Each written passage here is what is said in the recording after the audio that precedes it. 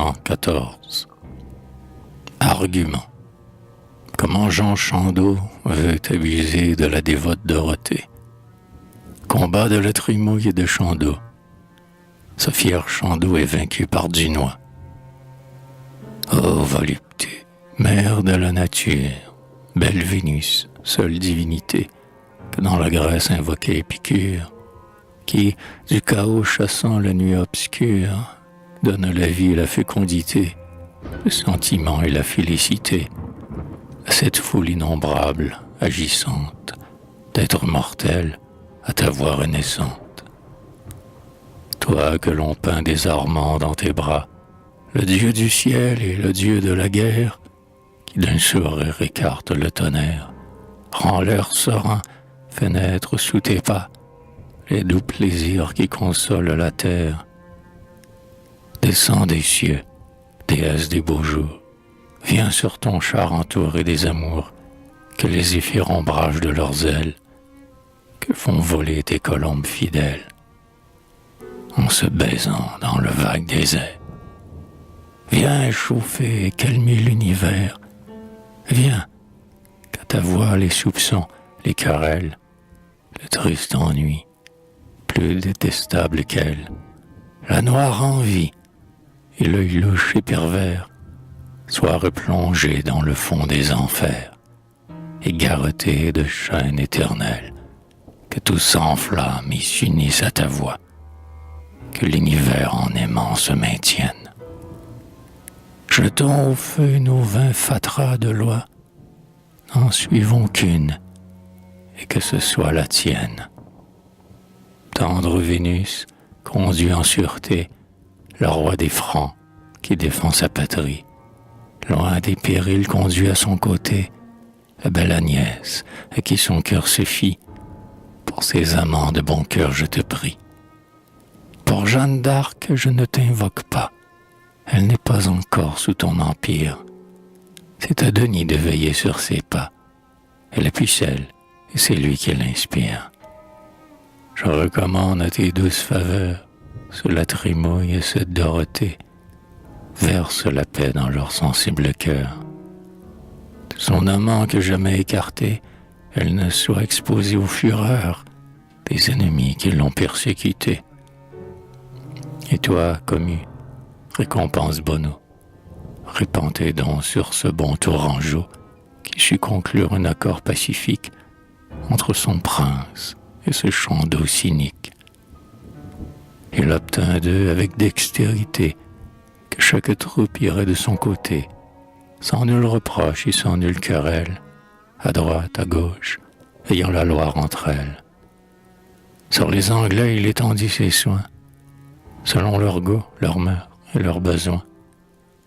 Un gros roast-beef que le beurre assaisonne, des plum pudding, des vins de la Garonne, leur sont offerts, et les mets plus exquis, les ragoûts fins dont le jus pique et flatte, et les perdrix à jamais d'écarlate, sont pour le roi, les belles, les marquis. Le fier Chandos partit donc après boire, et côtoya les rives de la Loire, jurant tout haut que la première fois, sur la pucelle il reprendrait ses droits. En attendant, il reprit son beau page. Jeanne revint, ranimant son courage, se replacer à côté de Dunois. Le roi des Francs avec sa garde bleue, Agnès en tête, un confesseur en queue, a remonté l'espace d'une lieue, les bords fleuris où la Loire s'étend, d'un cours tranquille et d'un flot inconstant. Sur des bateaux et des planches usées, un pont joignait les rives opposées. Une chapelle était au bout du pont. C'était dimanche. Un ermite à sandales fait résonner sa voix sacerdotale. Il dit la messe. Un enfant lui répond. Charles et les siens ont eu soin de l'entendre dès le matin au château de Quitandre. Mais Dorothée en entendait toujours, deux pour le moins, depuis qu'à son secours, le juste ciel, vengeur de l'innocence, du grand bâtard employa la vaillance, et protégea ses fidèles amours. Elle descend, se retrousse, entre vite, signe sa face en 3 jets d'eau bénite, plie humblement l'un et l'autre genou, joint les 2 mains et baisse son beau cou. Le bon ermite, en se tournant vers elle, tout ébloui, ne se connaissant plus, au lieu de dire un fratre oremus, roulant les yeux, dit « Fratre, qu'elle est belle !» Chandos entra dans la même chapelle, par passe-temps, beaucoup plus que par zèle. La tête haute, il salue en passant, cette beauté dévote à la trimouille, passe, repasse, et toujours en sifflant. Mais derrière elle, enfin, il s'agenouille, sans un seul mot de pater ou d'ave. D'un cœur contré au Seigneur élevé, d'un air charmant, la tendre Dorothée se prosternait, par la grâce excitée, front contre terre et derrière levé. Son court jupon, retroussé par mégarde, offrait aux yeux de Chandos qui regardent, à découvert, 2 jambes dont l'amour a dessiné la forme et le contour. Jambes d'ivoire, et telles que Dione en laissa voir au chasseur Actéon. Chandos alors, faisant peu la raison, sentit au cœur un désir très profane. Sans nul respect pour un lieu si divin, il va glissant une insolente main sous le jupon qui couvre un blanc satin. Je ne veux point, par un crayon cynique, effarouchant l'esprit sage et pudique de mes lecteurs, étaler à leurs yeux du grand Chandos l'effort audacieux. Mais la trimouille, ayant vu disparaître le tendre objet dont l'amour le fit mettre, vers la chapelle il adresse ses pas. Jusqu'où l'amour ne nous conduit-il pas? La trimouille entre au moment où le prêtre se retournait, où l'insolent Chandos était trop près du plus charmant des dos, où Dorothée, effrayée, éperdue, poussait des cris qui vont fendre la nuit. Je voudrais voir nos bons peintres nouveaux, sur cette affaire exerçant leur pinceau, peindre plaisir sur ces 4 visages, l'étonnement des 4 personnages. Le Poitevin criait à haute voix: « Oses-tu bien, chevalier discourtois, anglais sans franc, profanateur impie, jusqu'en ces lieux porter ton infamie? D'un ton railleur où règne un air hautain, se rajustant et regagnant la porte, le fier Chandos lui dit: « Que vous importe? De cette église êtes-vous sacristain? Je suis bien plus, dit le Français fidèle, je suis l'amant aimé de cette belle. Ma coutume est de venger hautement son tendre honneur, attaqué trop souvent. Vous pourriez bien risquer ici le vôtre, lui dit l'Anglais. Nous savons l'un et l'autre notre portée, et Jean Chandos peut bien lorgner un dos, mais n'en montrer le sien. Le beau Français et le Breton qui raille vont préparer leurs chevaux de bataille. Chacun reçoit des mains d'un écuyer sa longue lance et son rond bouclier, se met en selle et d'une course fière passe, repasse et fournit sa carrière. De Dorothée et les cris et les pleurs n'arrêtaient point l'un et l'autre adversaire.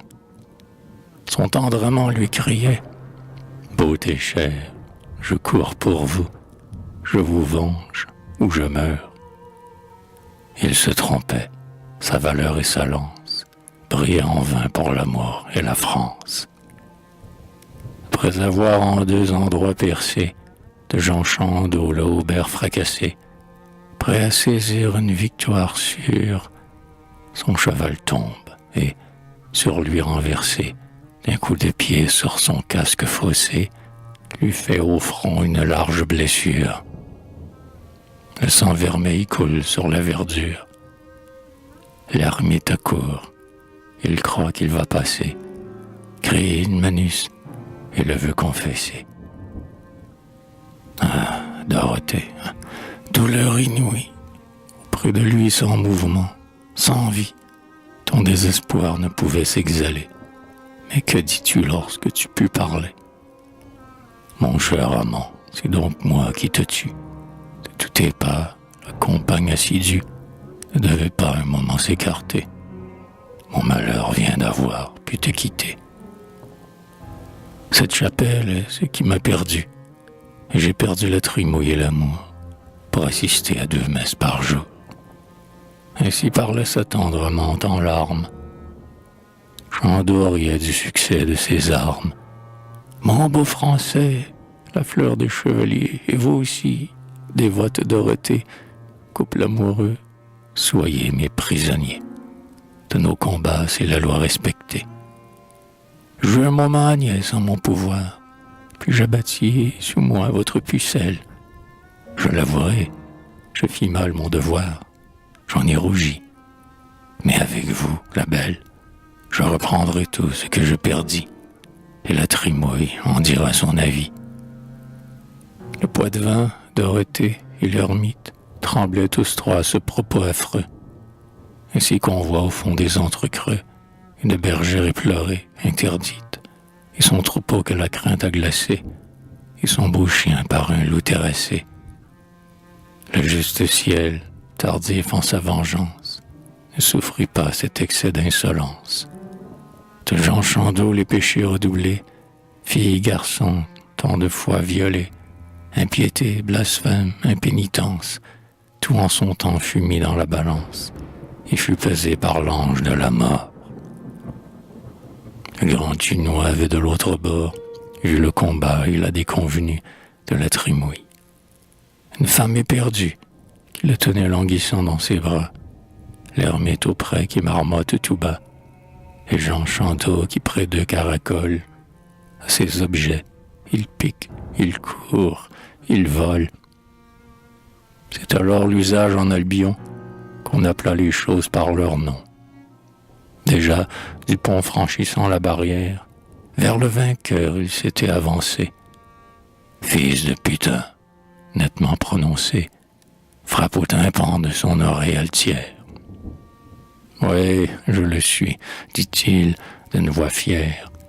Tel fut Alcide et le divin Bacchus, l'heureux Persée et le grand Romulus, qui des brigands ont délivré la terre. C'est en leur nom que j'en vais faire autant.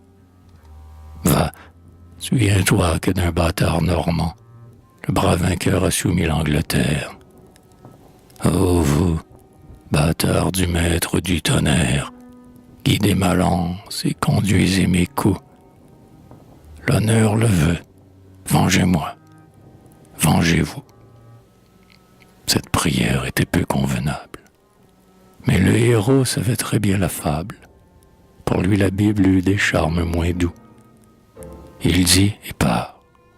La molette dorée, des éperons armés de courtes dents, de son coursier pique les nobles flancs. Le premier coup de sa lance acérée, fend de Chandos l'armure dit après, et fait tomber une part du collet, dont l'acier joint le casque au corselet. Le brave Anglais porte un coup effroyable. Du bouclier la voûte impénétrable reçoit le fer qui s'écarte en glissant. Les 2 guerriers se joignent en passant.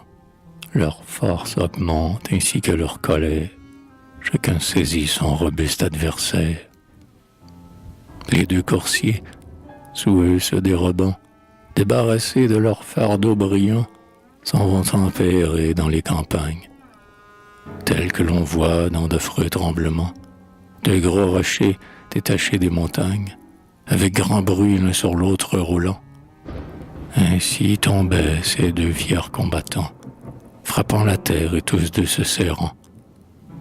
Du choc bruyant les échos retentissent, l'air s'en émeut, les nymphes en gémissent.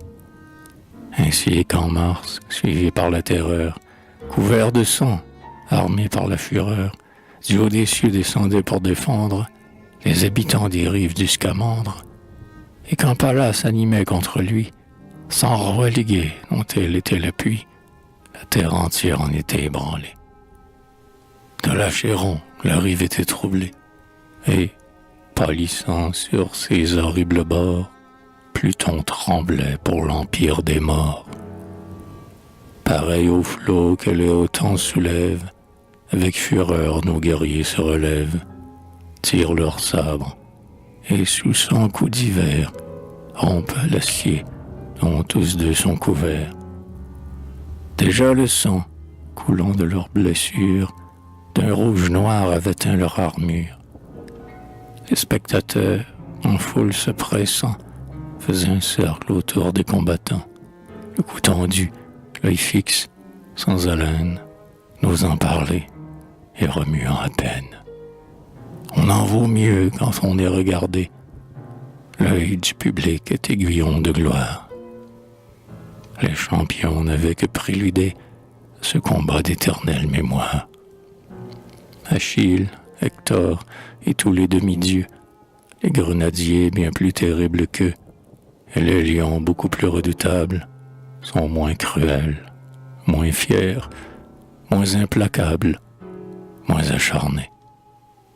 Enfin l'heureux bâtard, se ranimant, joignant la force à l'art, saisit le bras de l'Anglais qui s'égare, fait d'un revers voler son fer barbare, puis d'une jambe avancée à propos, sur l'herbe rouge étend le grand champ d'eau. Mais en tombant, son ennemi l'entraîne. Couvert de poudre, il roule dans l'arène, l'Anglais dessous et le Français dessus. Le doux vainqueur, dont les nobles vertus guident le cœur quand son sort est prospère, de son genou pressant son adversaire, « Rends-toi, dit-il. »« Oui, dit Chandos, attends. Tiens, c'est ainsi, dis-moi, que je me rends. » Tirant alors, pour ressource dernière, un stylet court, il étend en arrière, son bras nerveux le ramène en jurant. Il frappe au cou son vainqueur bienfaisant. Mais une maille en cet endroit entière fit émousser la pointe meurtrière. Dunois alors cria « Tu veux mourir? Meurs, scélérat !» Et, sans plus discourir, il vous lui plonge, avec peu de scrupules, son fer sanglant devers la clavicule. Chandos mourant, se débattant en vain, disait encore tout bas « Fils de putain !» Son cœur altier, inhumain, sanguinaire, jusqu'au bout garda son caractère. Ses yeux, son front, plein d'une sombre horreur, son geste encore menaçait son vainqueur. Son âme épie, inflexible, implacable, dans les enfers elle a bravé le diable. Ainsi fini comme il avait vécu, ce dur Anglais, par un Français vaincu. Le beau Dunois ne prit point sa dépouille, il dédaignait ses usages honteux, trop établis chez les Grecs trop fameux. Tout occupé de son cher la trimouille, il la ramène, et 2 fois son secours, Dorothée ainsi sauva les jours. Dans le chemin, elle soutient encore son tendre amant, qui, de ses mains pressées, semble revivre et n'être plus blessé que de l'éclat de ses yeux qu'il adore. Il les regarde et reprend sa vigueur. Sa belle amante, au sein de la douleur, sentit alors le doux plaisir renaître. Les agréments d'un sourire enchanteur parmi ses pleurs commençaient à paraître, ainsi qu'on voit un nuage éclairé des 2 rayons d'un soleil tempéré. Le roi gaulois, sa maîtresse charmante, l'illustre Jeanne embrasse tour à tour l'heureux Dunois, dont la main triomphante avait vengé son pays et l'amour. On admirait surtout sa modestie dans son maintien dans chaque répartie. Il est aisé, mais il est beau pourtant d'être modeste alors que l'on est grand. Jeanne étouffait un peu de jalousie. Son cœur tout bas se plaignait du destin. Il lui fâchait que sa pucelle main du mécréant n'eût pas tranché la vie, se souvenant toujours du double affront qui, vers cul tendre, a fait rougir son front, quand, par chant d'eau au combat provoqué, elle se vit abattue et manquée.